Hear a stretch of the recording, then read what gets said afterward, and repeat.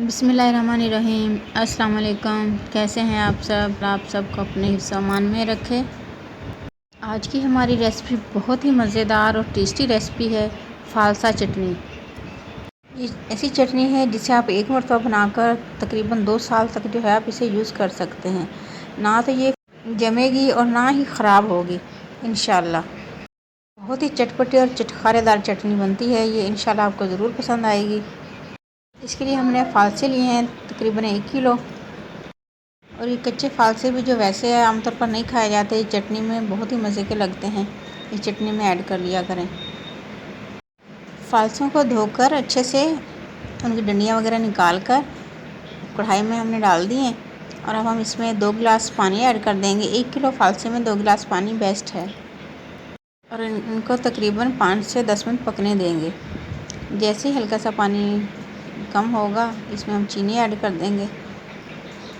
हमने 1 कप चीनी ऐड की है, आप अपने टेस्ट के मुताबिक कम या ज़्यादा कर सकते हैं।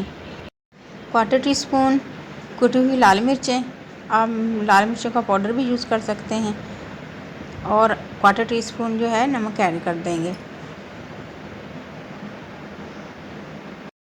अब अच्छे से मिक्स करके इनको तकरीबन 15 मिनट के लिए स्लो फ्लेम पर पकने के लिए रख देंगे।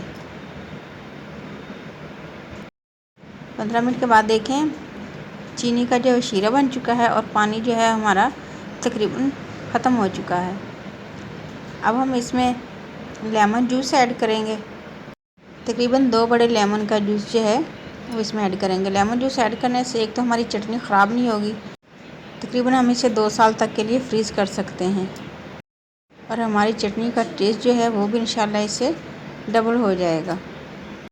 वो बच्चे या बड़े जो फ़ालसा खट्टा होने की वजह से नहीं खाते, वो भी इंशाल्लाह प्लेटें भर भर के खाएंगे। ये इतनी मज़ेदार और चटपटी चटनी बनती है।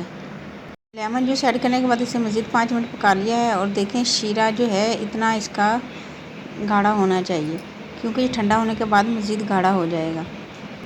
अब चूल्हा बंद कर दें और इसको होने के लिए रख दें। तकरीबन 15 से 20 मिनट के बाद देखें हमारी चटनी बिल्कुल ठंडी हो चुकी है और शीरा भी इसका कुछ गाढ़ा हो चुका है। अब इसे डिश आउट करते हैं। देखें माशाल्लाह से कितनी ज़बरदस्त और यमी चटनी बनी है। ये चटनी आप जितनी ठंडी करके खाएंगे उतनी ही आपको इंशाल्लाह मज़े की लगेगी। ठंडा करने के बाद इसको किसी भी डब्बे में, एयरटाइट डब्बे में डालकर फ्रीज़ कर दें। और ये इंशाल्लाह फ्रिज में जो है जमेगी नहीं, ये ऐसी ही बिल्कुल फ्रेश रहेगी। रेसिपी अच्छी लगे तो इसे लाइक ज़रूर करना और चैनल को सब्सक्राइब ज़रूर से करना। हमने इस चटनी को फ्रीज़ कर दिया था और देखें तकरीबन 20 दिन हो चुके हैं इस चटनी को फ्रीज़ किए हुए। और इसकी कंडीशन देखें माशाल्लाह बिल्कुल फ्रेश चटनी जैसी है। और अब हम अपने बेटे से पूछते हैं कि चटनी कैसी बनी है। वो आपको बताएगा कि चटनी कितने मज़े की बनी है।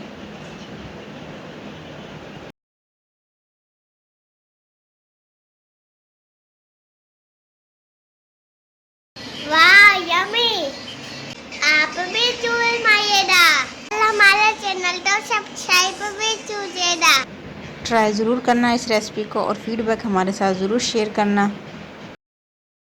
सबको दुआ में याद रखें और सबकी दुआ में शामिल रहें। अपना ढेर सारा ख्याल रखें। नेक्स्ट वीडियो तक के लिए अल्लाह हाफिज़।